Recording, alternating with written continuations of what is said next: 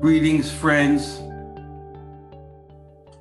As Sefer Shemos, the book of Exodus, begins, we enter Mitzrayim, ancient Egypt, the land of our slavery and the prototype scenario for all future exiles of the Jewish people. This intense story is vital for us to understand. It is a step-by-step guide telling us what is in store for us in our own times. In our own days, we live in confusion. Political leaders all over the world are blundering. Some of them seem to have no interest in policies which benefit their own countries or the world. Corona is pushing the world toward its limit. No one in power seems to understand how to deal with it. Hysterical reactions lead to policies which make no sense. What do you think it was like in Mitzrayim during the Eser Makos, the 10 plagues? It must have been equally confusing. During Sukkot, we read the words of the Navi, the prophet, who describes the scene before the coming of Mashiach. And this is a quote.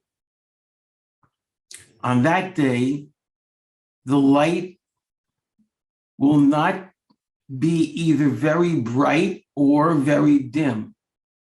It will be a unique day, known as Hashem's day, neither day nor night. End quote. That's from Zechariah, the prophet Zechariah. It must have been similar in the days of Paro, the days of Pharaoh, neither dark nor light, complete confusion. During the 10 plagues, a madman was in charge. He was so obsessed with hatred of Am Yisrael, the Jewish people, that nothing he did made any sense. Today, there is a similar obsession with the children of Israel, as if we are the cause of all the world's troubles. This is classic anti-Semitism.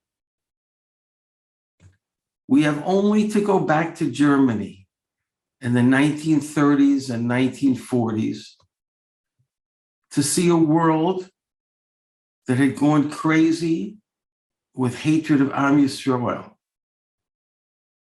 blaming all their troubles on the Jews. Violent hatred of Israel and Jews is growing in proportion to the desperate confusion of the world. As the situation becomes increasingly chaotic, as each quote unquote solution seems to lead to bigger problems, so the obsessive reaction is to blame Am Yisrael for all the world's troubles. The rise of Hitler, Yamak Shemo, may his name be ground to dust, occurred also during a time of terrible crisis for Germany, following the First World War. And just the way Paro's policies led to the destruction of ancient Egypt, so too Hitler's policies led to the destruction of Germany.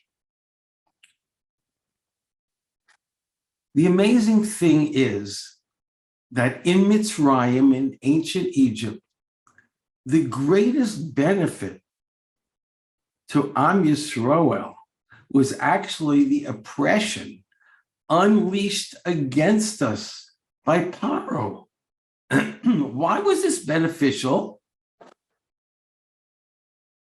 Because our ancestors were sinking into the Avodah Zarah, the idolatry of Egyptian culture, and they were unable to escape. How could they escape from this black hole? Because of the oppression, Am Yisrael cried out to Hashem. And this is exactly what saved us. It is tragic that we fell to that point, but that is the reality.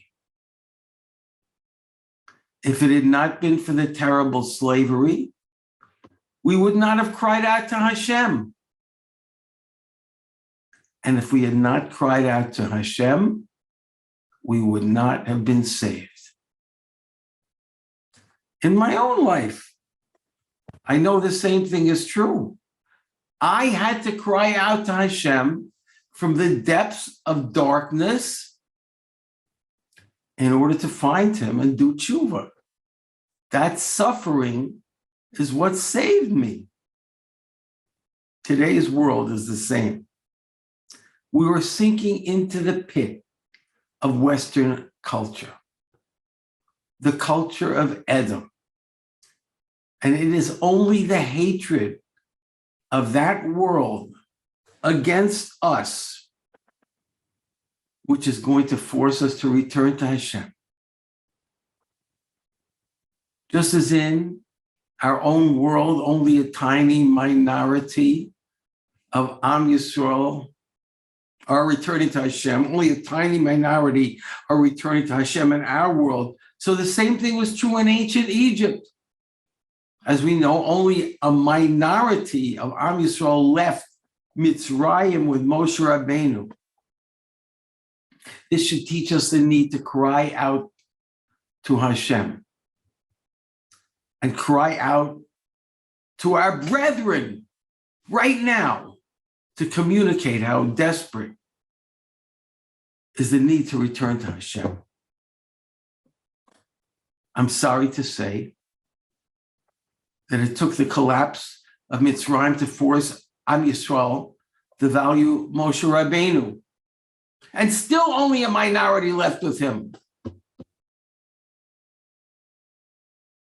I'm afraid that it will take the collapse of our present world culture to cause us to value Mashiach. But look where Moshe Rabbeinu was going. Those who traveled with him received the Torah directly from the Master of the universe.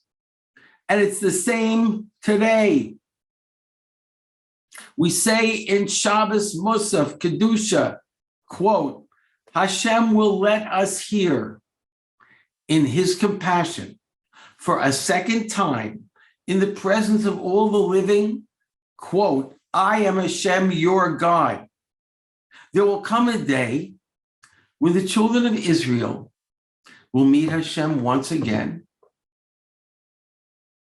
and it will only come because we cry out to him to save us, as we did in Mitzrayim.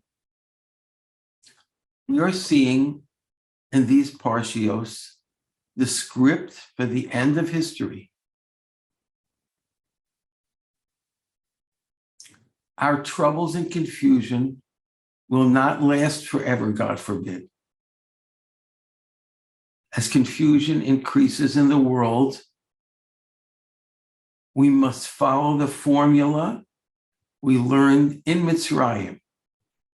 If we cry out from our heart, realizing that nothing else will save us, the Master of the universe will rescue us as he did in Mitzrayim. We will merit the renewal of our wedding vows with Hashem. But this time, our marriage will last forever. May we see it soon in our days. Good Shabbos.